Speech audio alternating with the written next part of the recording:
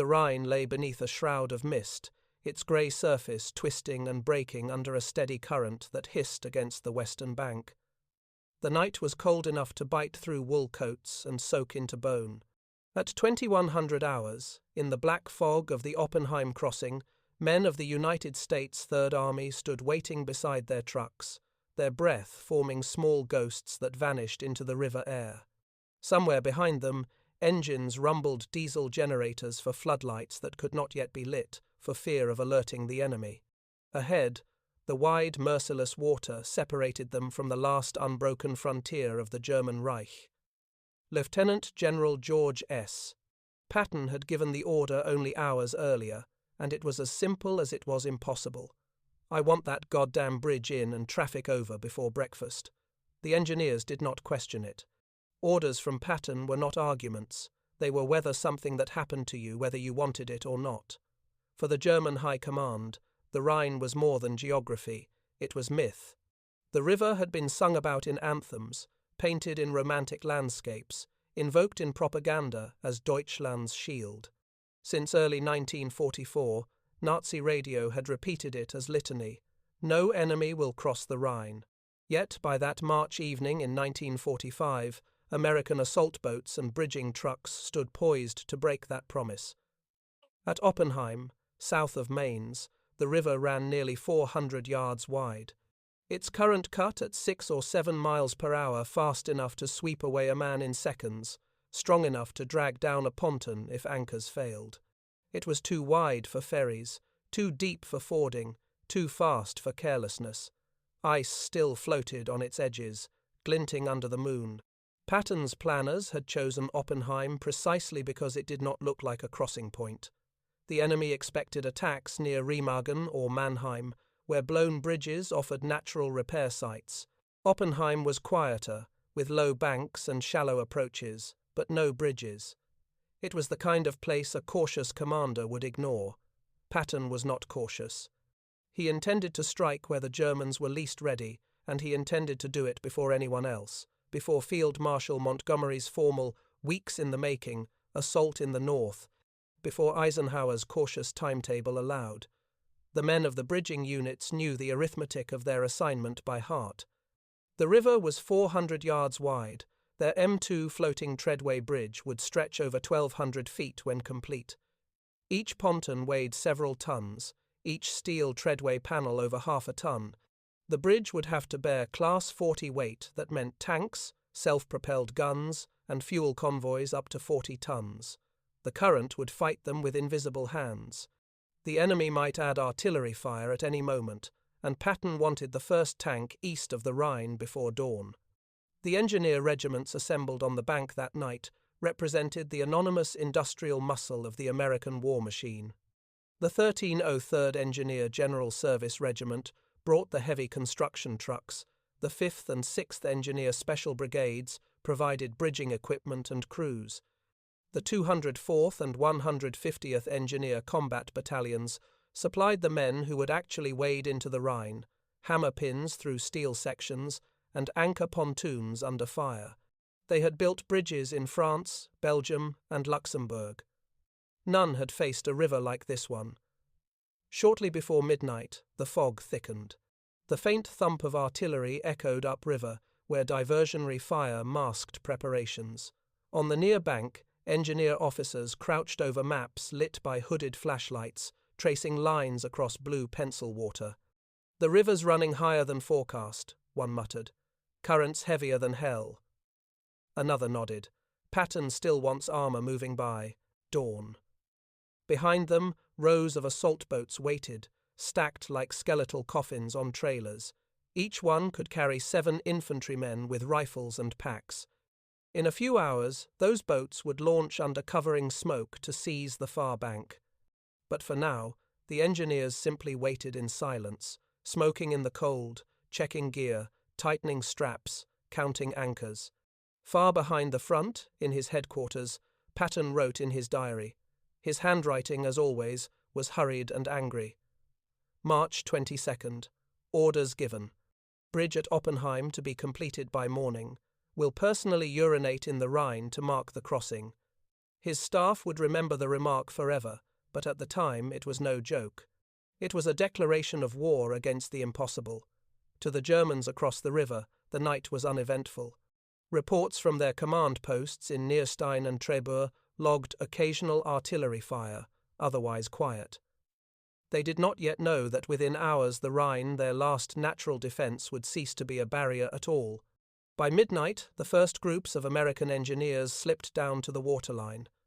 They moved in pairs, dragging the inflatable rubber boats that would carry cables and anchors into the current. Overhead, the night sky flickered with distant lightning from shell bursts. The Rhine roared unseen below the fog, as if mocking them. Every sound was swallowed by the river's breath. They began assembling pontoons on the near bank, inflating the rubber bladders, checking the lashings, preparing the crane trucks that would push each unit into the current.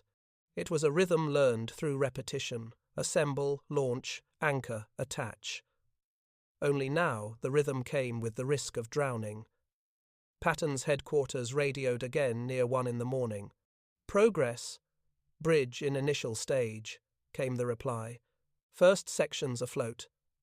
It was not fast enough. Nothing ever was for Patton. He had gambled on this timing for a reason. The German army was reeling. Its western divisions were fragmented, its reserves exhausted. Yet Hitler still ordered every bridge destroyed, every approach mined, every crossing defended. Patton's engineers were betting that the local German forces near Oppenheim, mostly understrength infantry and scattered anti-aircraft batteries, would be too stunned or disorganized to respond before dawn. They were right. By the time the first light touched the Rhine at 6 that morning, assault boats carrying infantry of the 5th Infantry Division were already halfway across, oars chopping the water like metronomes of defiance. Behind them, the engineers had their first pontoons locked in place, the steel roadway sections forming a narrow, trembling line into the fog. Smoke drifted from shell bursts on the far shore, but the Germans' response was scattered and late.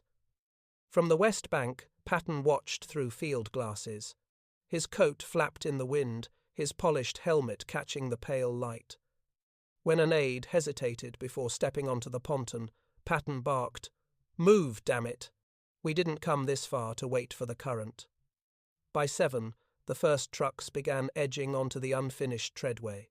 By 9, light tanks and self-propelled guns followed, the bridge sagging but holding under the weight. The impossible was happening in real time. In that hour, somewhere between triumph and exhaustion, Patton kept his private promise. He unbuttoned his trousers, faced the grey river, and relieved himself into the Rhine. His staff pretended not to watch. "For posterity," he said, "and for the record, tell Ike the Third Army is across." It was more than arrogance, it was prophecy. Patton understood what his engineers had just done. They had broken not only a river, but an idea, the idea that Germany could still stop them with geography. The Rhine had been mythologized as eternal. In a single night, under fog, under fire, American soldiers had built a floating road over it. Behind them, the endless convoys waited. Tanks, half-tracks, ammunition trucks, fuel bowsers. Before them lay open Germany. Patton smiled as the first Sherman rumbled across the bridge, its tracks clattering on steel. The river hissed beneath. The impossible bridge held. He turned to his aide. "We'll be eating breakfast on the far side," he said. And they did. To the German mind, in the spring of 1945, the Rhine was not just a river, it was destiny turned liquid. It was the line that had guarded the Reich since the days of Rome, the silver barrier that ran from the Swiss Alps to the North Sea, separating Germany from invasion. Nazi propaganda minister Joseph Goebbels had turned that geography into gospel. His broadcasts called it the sacred stream of the fatherland, a moat no enemy could cross. Posters in bombed-out cities declared, "Der Rhein wird halten, the Rhine will hold." Yet in the underground bunkers and smoky field headquarters of a collapsing army, the generals knew better. Their telephones no longer connected, their bridges lay in ruins, their fuel stores burned. Still, Hitler's orders were clear. Every man was to fight for the Rhine as if it were Berlin itself. No retreat beyond the river, he commanded. The Rhine was to be Germany's shield, but a shield is useless when the hand holding it is broken. By March, the Western Front was bleeding to death. The once proud Wehrmacht had been shredded by months of retreat. Most of the armoured divisions that had fought in France were gone. What remained were fragments battalions made of clerks, teenagers, and Luftwaffe ground crews who had never trained for combat. Their rifles were old, their rations thin, their morale lower still. They believed the river would save them, because belief was all that remained. The generals calculated that any major crossing of the Rhine would require at least a week of preparation, bridging stores, ferries, smoke screens, artillery support. They assumed the Americans would halt, consolidate, and bring up pontoon equipment slowly. The Rhine, they believed, would buy time. But across that same river, the Americans were measuring time differently. They had learned to turn logistics into a weapon, the U.S. Army's engineering power by 1945 was unmatched in history. Its battalions carried the industrial heart of the United States on trucks, prefabricated steel treadway panels, pneumatic pontoons, Bailey bridge sections, outboard motors, cranes, smoke generators, and portable sawmills. They could build a floating bridge faster than the Germans could destroy one. German engineers Pioneer still worked with horse-drawn wagons, scavenged fuel, and iron pontoons designed for rivers half as wide as the Rhine. American engineers carried entire steel rivers in crates. When the Germans mined a crossing, the Americans built around it. When Germans blew a bridge, the Americans assembled another overnight. At the heart of this miracle was standardization. The United States had turned war into an assembly line. Every pontoon was identical, every treadway interchangeable, every part color-coded and numbered so that strangers could work together in the dark. In the Third Army's engineer convoys, every truck was labeled by sequence. The first carried anchors, the second pontoons, the third treadways, the fourth decking, the fifth tools. A foreman with a clipboard could turn a muddy riverbank into a bridge yard within minutes. The contrast could not have been starker. On the German side, supply columns limped forward with wooden carts pulled by oxen. On the American side, thousands of trucks rolled on asphalt highways laid by the Corps of Engineers themselves. Where Germans rationed nails, Americans threw away steel scrap by the ton. The river itself mocked the German myth. At Oppenheim, its width was 400 yards less than half a mile, but it might as well have been an ocean. To cross it under fire, with heavy armor, should have required a miracle. The miracle turned out to be industrial planning.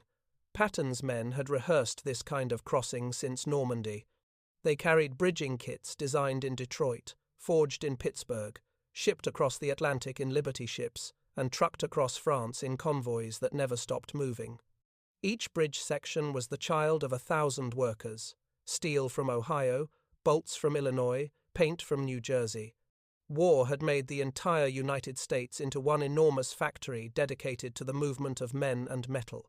When the Germans told themselves that Americans were soft, they did not yet understand that softness was strength, the ability to produce endlessly, to replace endlessly, to fight a war not by sacrifice, but by scale.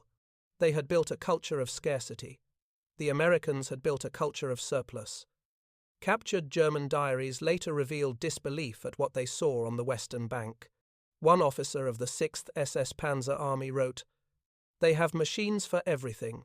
Even their bridges arrive ready-made. It is not war as we understand it. It is manufacture." In the months after the war, Allied interrogators would question those same officers. Again and again, they described the same moment of realization, the shock when reports arrived that American tanks were already east of the Rhine, and that Patton had crossed at Oppenheim during the night of March 22nd to 23rd. "We thought it was impossible," said one colonel. "Our orders were to hold the Rhine for 7 days. You crossed it in 1. The mathematics of that crossing were simple but devastating. American bridging units could move 1,200 tons of equipment in a single convoy. Each pontoon bridge could be assembled in 12 to 14 hours under combat conditions. The German army, by contrast, could deploy a similar bridge in no less than 3 days, and that was without enemy interference. What the Germans did not grasp was that they were no longer fighting soldiers alone. They were fighting an entire civilization mobilized for engineering. The same minds that had built skyscrapers, dams, and highways had turned their talents to war. Every ton of steel carried over the Atlantic was already measured for a purpose. Every truck that reached Oppenheim carried a specific component of the bridge that would end Germany's hope. Inside Hitler's headquarters at the Adlerhorst Command Complex, maps still showed the Rhine as a thick blue boundary, the final defensive belt of the Reich. He told his generals that the river would stop the enemy as it had stopped Napoleon. He believed the river itself had a kind of magic, but rivers do not believe in myths. On the American side, Patton's engineers thought in feet, inches, and torque values. Their mythology was measurement. For them, victory was not divine, it was mechanical. That night, while German officers slept under the illusion of safety, the bridge at Oppenheim grew plank by plank across the dark current. Trucks unloaded steel, cranes swung in arcs, hammer blows echoed against the fog. The impossible was becoming geometry. When daylight came on March 23rd, the Rhine no longer divided Germany from the invader. It was simply another American construction site. Later, in interrogation rooms and war college lectures, German officers would admit the same truth. The Rhine did not fall to firepower. It fell to logistics. As one prisoner put it in 1946, "We believed you would need a week to cross. You needed 1 night. After that, we knew the war was lost." The myth of the Rhine as wall died not in thunder, but in math, in the silent accounting of steel, fuel, and hands that could build faster than anyone could destroy. And on that morning, as Patton's armor began to roll east, the river that had guarded Germany for 1,000 years ceased to be a boundary. It became a bridge to defeat. The order came at 2200 hours on the night of March 22, 1945. The mist along the Rhine had thickened into a grey curtain, muffling the river's hiss. On the western bank near Oppenheim, the men of the 5th Infantry Division crouched beside their plywood assault boats, waiting for the signal flares that would mark the beginning of Operation Undertone's boldest move, the first American assault crossing of the Rhine south of Mainz. They were ordinary infantrymen, exhausted from months of advance across France and the Saar, now preparing to cross a river that centuries of German history had declared uncrossable by invaders. Each man carried a rifle, a lifebelt, and a few quiet fears. The current sounded like a living thing in the darkness. It was swift and cold, running 6 miles per hour, strong enough to overturn a boat in seconds. When the red flares arced into the sky, the night erupted into sound artillery thunder from the west bank, the cough of outboard motors, and the steady chop of oars in water. Smoke shells burst across the east bank, spilling a thick white curtain meant to blind German guns.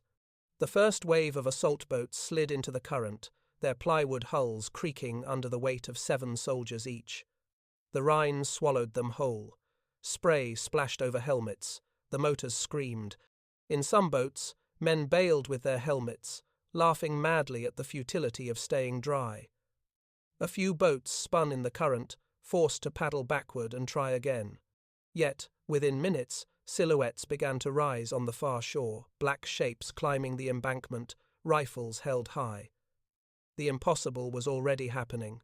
German defenders on the east bank were a patchwork of forces: Volkssturm militiamen, Luftwaffe ground crews turned infantry, and remnants of the 17th SS Panzergrenadier Division. Their orders were simple: hold the Rhine. Their weapons were fewer than their orders. Most had little more than rifles, a few, machine guns, and mortars. The artillery that might have swept the river clean was gone, destroyed, or out of ammunition. Still, they fought. As the first American boats touched the far bank, muzzle flashes sparked from German positions along the levee. Bullets hissed over the water. 2 boats capsized. Men vanished into the current. Others scrambled through the shallows, tossing grenades toward the flashes. It was chaos, 15 minutes of shouting, smoke, and blind firing. But by 22:30, American riflemen were digging into the east bank. The first foothold was secure. Behind them, on the western bank, the engineers of the 150th Engineer Combat Battalion began their grim work. They had been waiting for that single radio call, "Bridgehead secure." Now it came through, calm and understated. Within moments, the riverbank turned into a hive of movement. Trucks reversed toward the water, pontoons were unlashed, compressors growled, and cranes hissed as they swung the first floating sections into position. Each ponton was a steel shell the size of a small boat, fitted with anchor cables and wooden decking. Soldiers waded into waist-deep water to guide them, boots slipping on the mud, hands bleeding from the cold. The current pulled at every line like an invisible enemy. They worked by flashlight and feel, pinning the floating sections together one by one. The first 20 feet took an hour. "Hold that line steady," someone shouted over the roar of water and engines. "Anchor it anchor it now." The sound of hammering echoed through the fog like distant artillery. By midnight, the river's surface glimmered with scattered reflections of work lights. Half the bridge floated, unconnected but alive, swaying with the current. Smoke generators pumped grey clouds across the river to shield the operation. On the far bank, infantry continued to expand their foothold, clearing trenches and farmhouses with grenades and bayonets. The Germans counterattacked twice before dawn's small, frantic rushes of men firing from the hip, but each was broken by American artillery already zeroed on the eastern approaches. Shells fell in rhythmic thunder, throwing fountains of earth and sparks. The defenders faltered, then melted back into the ruins of Nierstein. In the half-light before sunrise, the first sections of the M2 treadway bridge were locked together. Engineers adjusted the winches, tightened cables, and pinned steel to steel. The structure groaned, flexed, then steadied. When an officer tested the first panel with a jeep, the crowd of mud-soaked men cheered, their faces ghostly in the fog. At dawn on March 23rd, the Rhine was no longer untouched. The 5th Division's bridgehead extended nearly 2,000 yards inland. German prisoners, young boys, and grey-haired reservists were already being marched back across the river they had sworn would never be crossed. By 8 o'clock that morning, the first Sherman tank of the 4th Armoured Division clattered onto the treadway bridge. Its treads rattled over the steel plates, the whole structure dipping slightly under the 40-ton weight. On the far bank, infantrymen waved their helmets and shouted. The bridge held. Patton arrived minutes later in his open jeep, the red and white flag of the Third Army snapping in the breeze. His boots sank in the mud as he stepped out, surveying the crossing through binoculars. When he saw the tanks moving steadily east, he laughed a short, sharp bark. "Tell the world," he said, "that the Third Army is across the Rhine." The engineers barely noticed him. They were still tightening bolts, reinforcing anchor lines, adding planks for traffic. Their uniforms were soaked through, their hands raw, but they worked with the steady rhythm of men who knew they had accomplished the impossible. By noon, the bridge was complete, a 1,200-foot floating road of steel and rubber spanning the mightiest river in Germany. Convoys began to roll across, trucks, half-tracks, ambulances, fuel carriers. The thunder of engines drowned the river's hiss. On the eastern bank, soldiers paused to look back across the water. The Rhine that had once seemed eternal now looked small, tamed by human will and American industry. Behind them, Patton turned to his staff and said quietly, "That's not a river anymore, that's a road." And in truth, it was. The crossing at Oppenheim marked the moment when the myth of the Rhine died not in glory or flames, but in the patient hammering of men who refused to believe in the word impossible. At dawn, on March 23, 1945, the fog lifted to reveal the impossible. The Rhine, broad, silver, and once believed impassable, was now bound by steel and canvas. A floating bridge stretched from the muddy western bank at Oppenheim to the far shore, where tanks and infantry already fanned out toward the villages of Nierstein and Geinsheim. The structure looked fragile, a thread across a continent, yet trucks were already thundering over it. It was the first permanent Allied bridge south of the Remagen capture, and it had been built in less than 12 hours. The Class 40 M2 floating treadway bridge was an engineer's masterpiece and a mathematician's nightmare. It was designed to bear 40 tons, but on that cold March morning it was asked to carry far more Shermans loaded with ammunition, fuel convoys, half-tracks towing artillery. The bridge flexed under every vehicle, its steel panels creaking like bones, the pontoons straining against their moorings. Beneath, the Rhine's current clawed at the structure with relentless force, 6 miles per hour of icy defiance. Lieutenant Colonel J.R. Stewart, commanding officer of the 150th Engineer Combat Battalion, stood on the near bank, clipboard in hand, watching every crossing like a surgeon monitoring a patient's heartbeat. His radio, an operator called out times: first tank eastbound 0640, second 0645, no damage reported. Stewart nodded but did not smile. He knew the physics too well. One broken anchor cable, one ponton punctured by debris or artillery, and the whole line could fold into the current. Patton's order had been simple: get traffic over before breakfast. But the engineers were feeding the river steel instead of eggs. Every few minutes, another truck rumbled onto the bridge. The deck dipped, water splashed over the edge. Each vehicle's weight was a test of courage and calculation. The Germans had finally realized what was happening. From the far side, scattered artillery batteries of the 17th SS Panzer Grenadier Division began shelling the crossing. The first rounds fell wide, exploding harmlessly in the river. The second volley landed closer, sending columns of water 30 feet high. One shell struck near a pontoon, tearing open a wave that soaked the men at the bridge's midpoint. "Keep moving!" officers shouted. "Don't stop the line!" The traffic did not stop. Trucks accelerated over the bridge, engines roaring, drivers staring straight ahead as fragments of steel splashed around them. Engineers worked waist-deep in the river to tighten cables, ignoring shrapnel that hissed like angry insects. Every man understood that if the bridge failed, dozens of tanks and men would vanish into the current. Major General Manton Eddy, commanding the 12th Corps, radioed Patton. "Bridge under fire. Recommend delay in armored movement." Patton's reply came instantly. "Negative. Keep them rolling."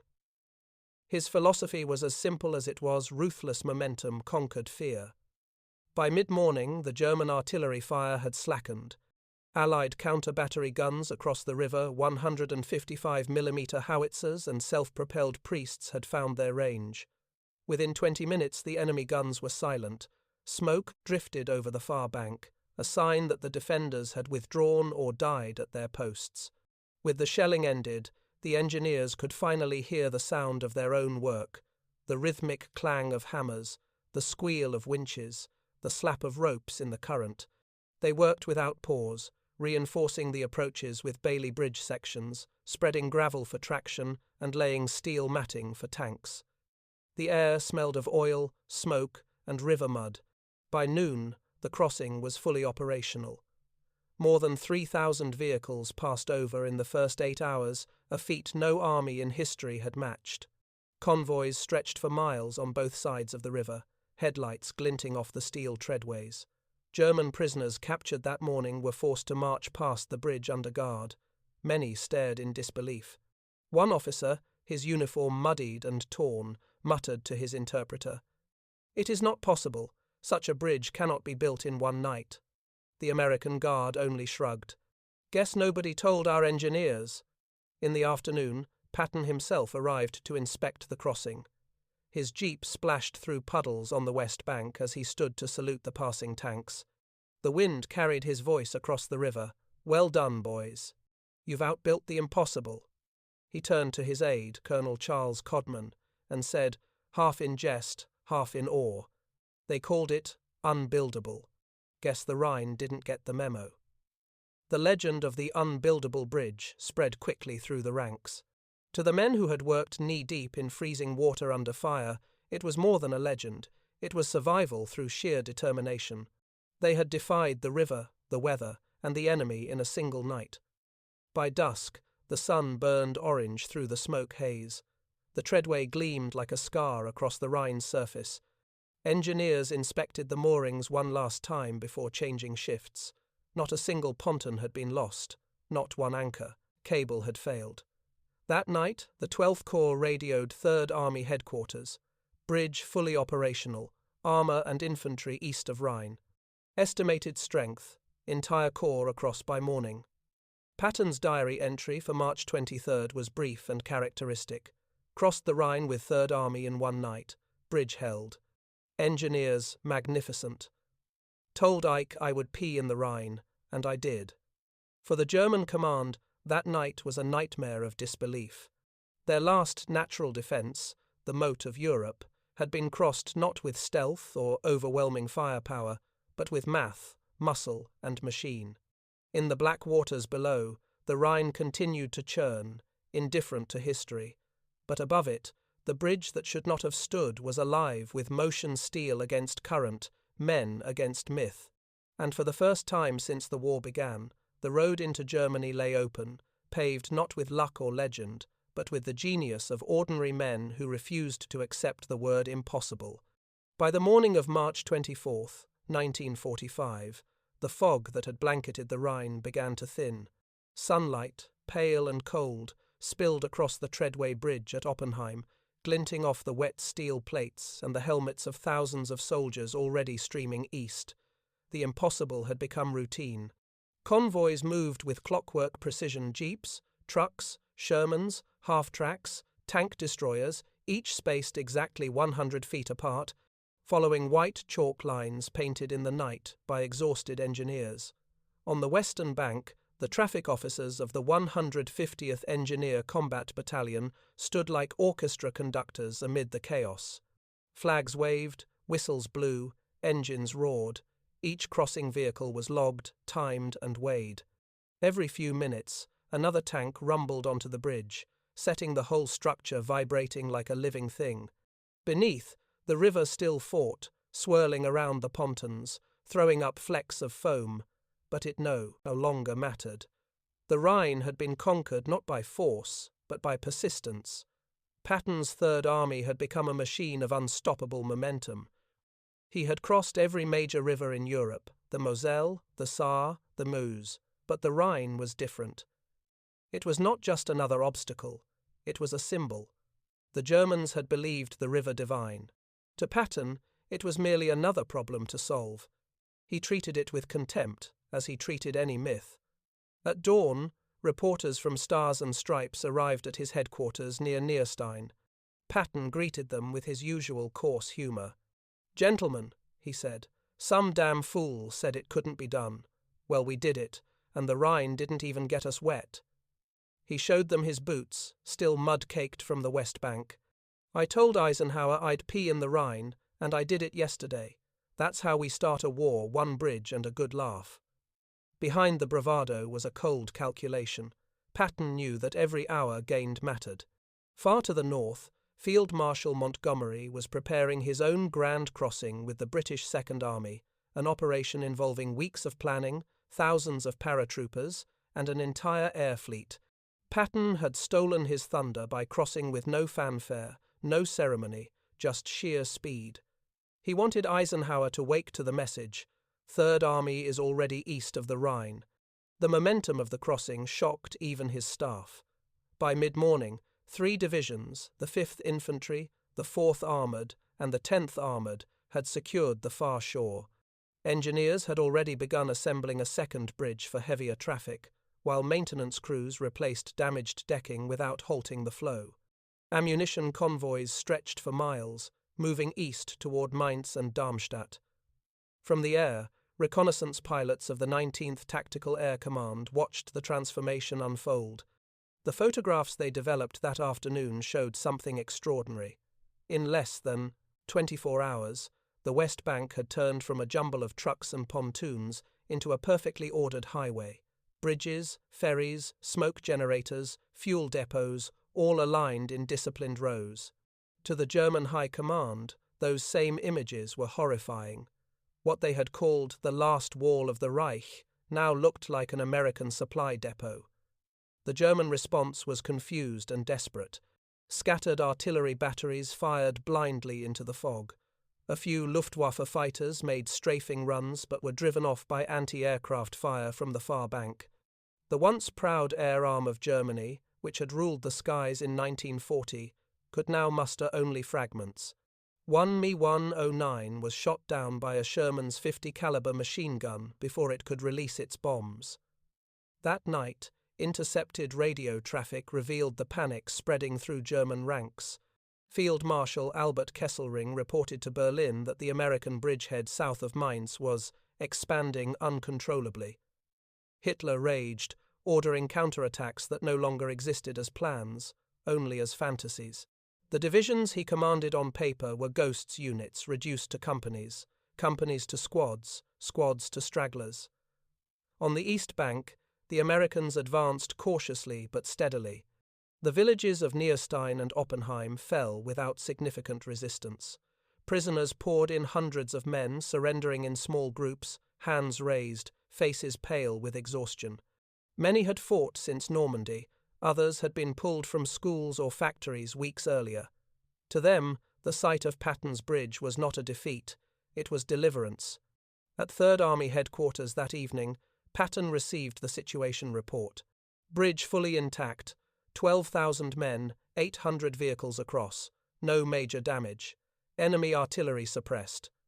He nodded, then turned to his operations officer, Colonel Harkins. Send to Eisenhower. Third Army has crossed the Rhine in force. No casualties. It's worth mentioning. Recommend immediate exploitation.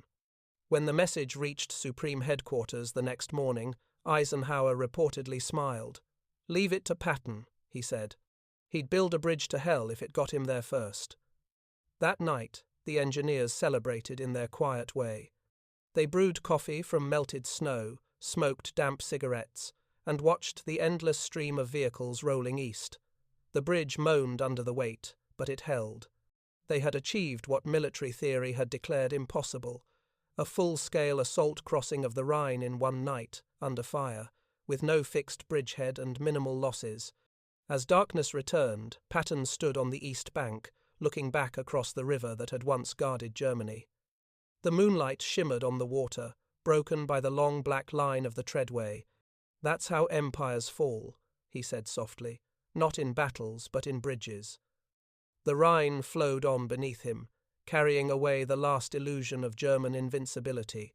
Above it, the Third Army's columns rolled east toward Frankfurt, their engines humming the sound of inevitability. The river had been crossed, the heart of Germany lay open, and somewhere in the night, Patton's voice echoed like a prayer and a promise combined. There's no such thing as unbuildable. There's only undone. By dawn on March 25, 1945, Patton's Third Army was no longer at the Rhine, it was beyond it. The crossing at Oppenheim, first marked by the whine of outboard motors and the hammering of steel, had turned overnight into a full-scale invasion. On the east bank, tank columns from the 4th and 10th Armoured Divisions fanned out like fingers grasping into the heart of Germany. Dust rose from the narrow roads, mingling with the smoke of burning fuel depots. The Rhine, once an impenetrable frontier, now murmured behind them like an afterthought. The American advance moved with frightening precision. At the center, Major General John Wood's 4th Armored Division spearheaded the breakout, its Sherman tanks growling through vineyards and orchards toward Darmstadt. Engineers followed close behind, laying temporary roads, clearing mines, and throwing up Bailey bridges over every stream and canal. The rhythm of progress was relentless bridge, road, river, town, repeat. For the men who had crossed in the first wave, the memory of that freezing night already felt distant. They had lived through 12 hours that rewrote the map of Europe. Now they moved east, their uniforms stiff with dried mud, their faces drawn but determined. To them, it no longer mattered how impossible the crossing had been. It was done. The river they had feared had become a line on a map behind them, and ahead lay the shattered bones of Hitler's empire. German resistance was sporadic but vicious. In the villages east of the Rhine, the defenders fought not to win but to delay. Every farmhouse might hide a machine gun, every church tower might conceal a sniper, but the American advance was too fast, too coordinated. Air cover from the 19th Tactical Air Command hovered above, swooping low to strafe retreating vehicles and destroy supply columns. The Germans were fighting the sky as much as the ground. Captured orders from the German 12th Army, found later in a wrecked staff car near Gross-Gerau, revealed the chaos. Enemy crossing at Oppenheim expands, communications destroyed. Counterattack impossible, request permission to withdraw. The permission never came. The orders from Berlin were simple hold at all costs, but the cost was unbearable. By midday, the 4th Armoured Division had advanced 10 miles east of the Rhine. Infantry of the 5th Division secured their flanks, clearing resistance in towns whose names would soon fade into history: Gernsheim, Trebur, Stockstadt. The Germans were running out of ground.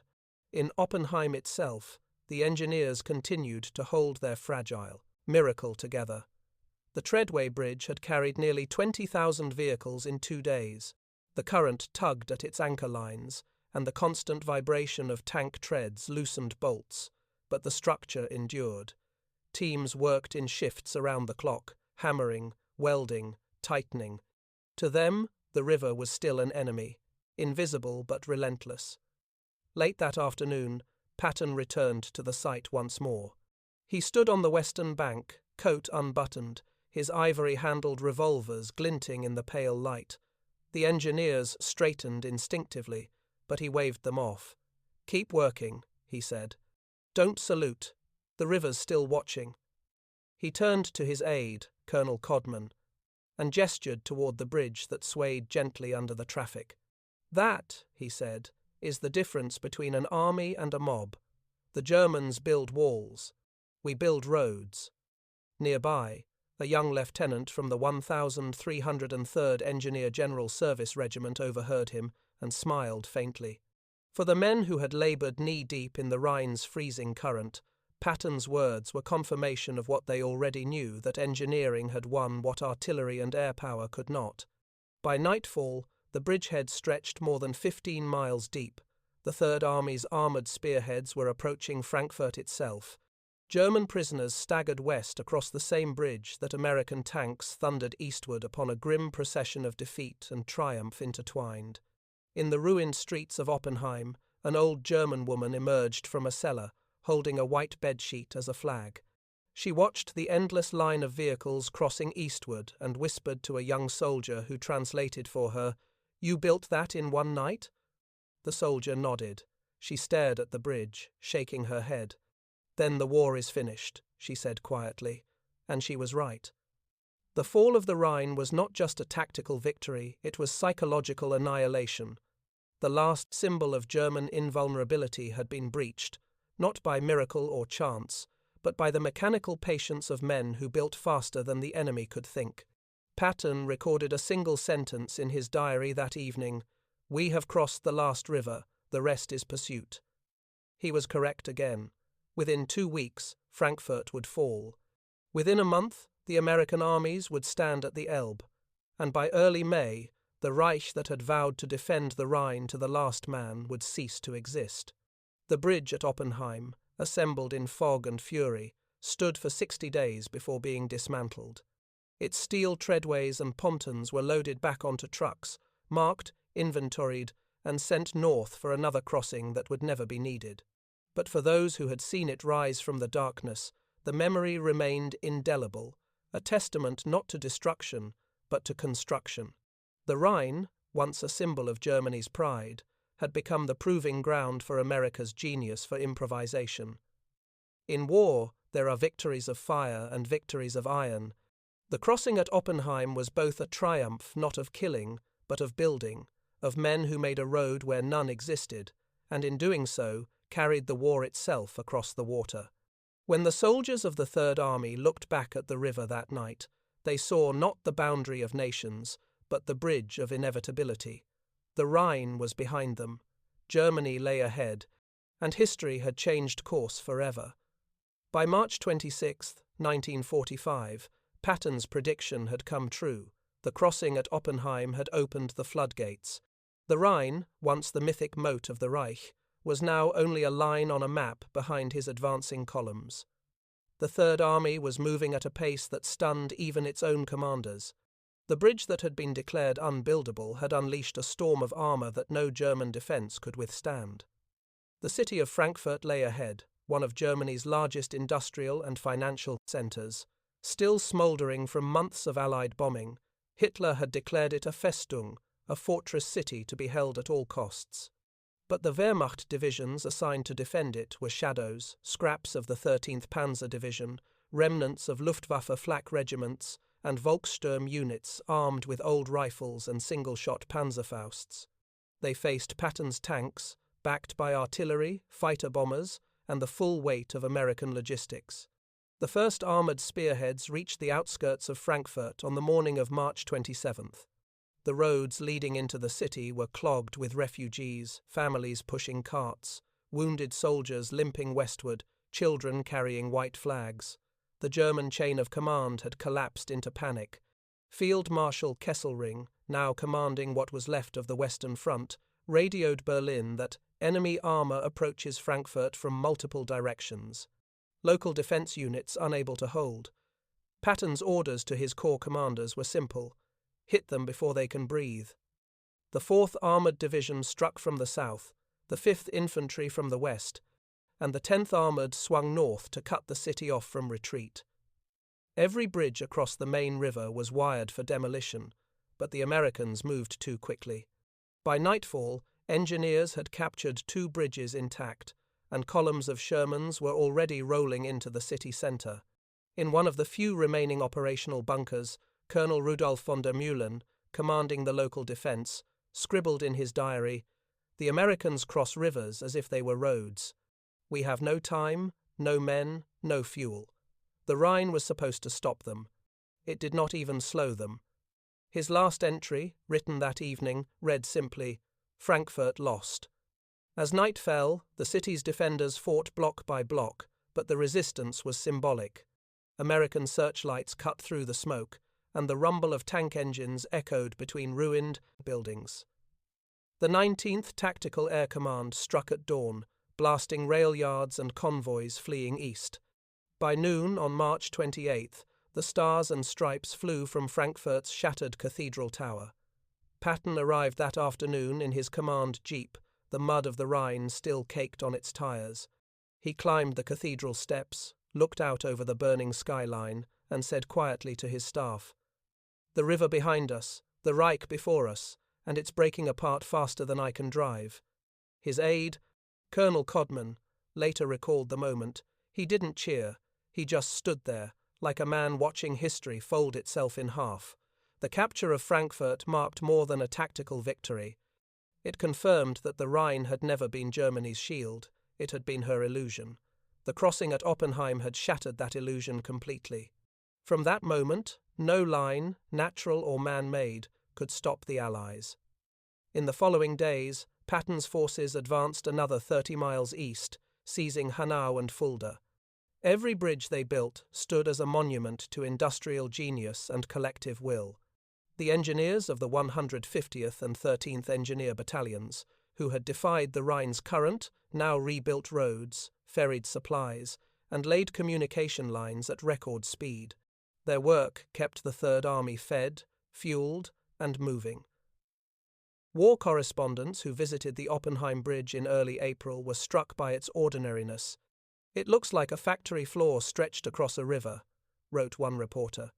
"Nothing heroic about it, just metal, sweat, and noise."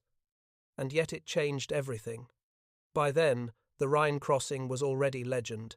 Soldiers of the Third Army told the story with pride, how they had built a bridge overnight under fire, how they had outpaced even their own generals, how the Germans had called it impossible. To them, the river was more than a battle. It was proof that ingenuity could defeat ideology. In Berlin, Goebbels's propaganda machine tried to turn defeat into defiance. Radio broadcasts declared, "The Americans have crossed, but the heart of Germany still beats." Few Germans believed it. For the civilians trudging east along ruined roads, The heart of Germany had stopped the moment Patton's tanks rolled across that floating bridge. On the evening of March 29th, Patton wrote one last entry about the crossing in his journal. The bridge at Oppenheim was the key. The engineers were magnificent. It was not courage alone that crossed the Rhine, it was American industry and will. The Germans built walls. We built the means to climb them, and that is why we win wars. The Rhine had been more than water, it had been Germany's last hope of separation from its enemies, its last claim to invincibility. When the bridge at Oppenheim opened that hope to the other side, the outcome of the war was no longer in question. The road east from the Rhine was open, and it led straight to the heart of the Reich. Every truck that rolled across that trembling steel bridge carried not only men and ammunition but the end of a 1,000-year myth. The river that had once defined Germany now defined her defeat. And at the head of the advance, George S. Patton smiled through the dust and smoke, knowing that history would remember not only the armies that fought, but the bridge that let them cross. By early April of 1945, the bridge at Oppenheim had become more than steel, pontoons, and rope. It was a symbol of inevitability. To the Americans, it represented mastery of engineering and logistics. To the Germans, it was the moment their war unraveled beyond repair. What had been declared unbuildable had been completed in a single night, and in its wake the Third Army was pouring into central Germany like a flood set free. The German High Command still clung to illusions of counterattack, but the numbers no longer lied. In the 2 weeks following the crossing, Patton's forces advanced more than 70 miles beyond the Rhine, capturing Mainz, Frankfurt, and Cassel. Entire divisions of the Wehrmacht vanished, surrendering in groups so large that American military police had to mark their routes with signs reading "Prisoners this way." In Berlin, Adolf Hitler demanded explanations. He refused to believe that the Rhine, a river he had promised would never be crossed, had fallen to an American bridge, assembled under darkness.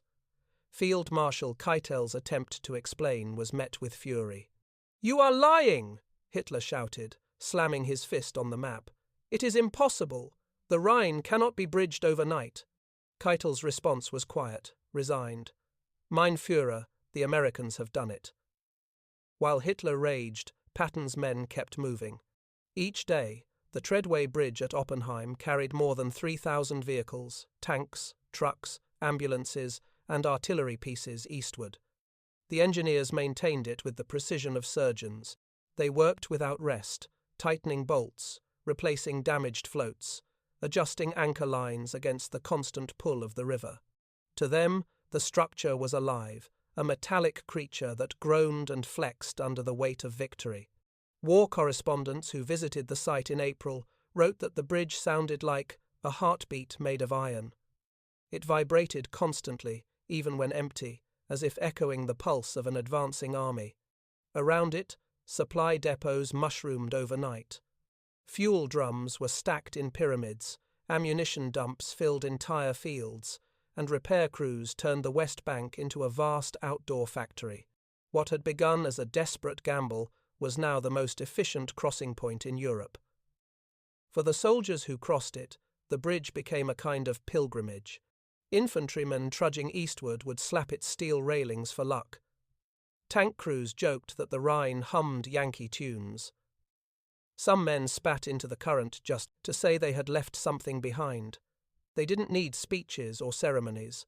The roar of the engines was enough. Across the river, Germany was collapsing in silence. Town after town surrendered without resistance. The people no longer looked toward Berlin for orders. They looked toward the Americans for food. The myth of the Rhine as Germany's eternal shield had evaporated in one night of fog and fire. Captured German officers expressed disbelief during interrogation.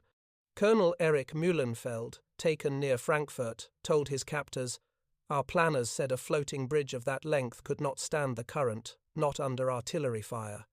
It was mathematically impossible." When shown photographs of the completed structure, he whispered, "Then mathematics lost." Even the German engineers, men of technical pride, were awed by what they saw. One prisoner, a bridge specialist from the 12th Army, studied a captured treadway section, and muttered, "We built for eternity. You built for tomorrow, and tomorrow was enough." By mid-April, Patton's forces were pushing toward the Thuringian forest. Eisenhower had ordered a halt at the Elbe River to allow the Soviets to take Berlin, but Patton grumbled. "We crossed the Rhine in one night," he said to his staff. "Now we're told to wait for the Russians to catch up." He obeyed, but reluctantly. His army was too fast for diplomacy. Still, the significance of what had been done was not lost on him. During a brief visit to the bridge on April 15th, he addressed a group of exhausted engineers standing beside the roaring traffic. "You boys built the most important bridge in this damn war," he told them. "You didn't just cross a river, you crossed a legend. The Germans said it couldn't be done, and that's why they lost. They believed in walls. We believed in work." One sergeant from the 1,303rd Engineer Regiment, his hands still blistered from laying steel panels in the freezing current 3 weeks earlier, later recalled the moment. "We knew then what it meant. The Rhine wasn't just water, it was the line between what Germany thought it was and what we proved it wasn't." In the years that followed, historians would argue about which event marked Germany's true defeat: the capture of the Remagen Bridge, the fall of Berlin, or the crossing at Oppenheim. But among the men who were there, the answer was simple. Germany lost the war the night the Unbuildable bridge stood completed before dawn. For all the thunder of artillery and the brilliance of generals, the end had come through the quiet, methodical rhythm of hammers, cables, and courage. The Rhine had been crossed not by miracle, but by the will of men who refused to believe in the impossible. When the bridge was finally dismantled in June, its steel sections were sent to depots for reuse. The soldiers who had built it returned home, scattered across America, carrying memories of cold fog, roaring water, and the glow of welding torches against the night. None of them forgot what they had done. The Rhine flowed on, indifferent as ever, but its meaning had changed forever. No longer a barrier, it had become a testament, a reminder that even the strongest myths can be crossed if men are willing to build. And in that truth lay the quiet victory of Patton's engineers, the men who made a river surrender.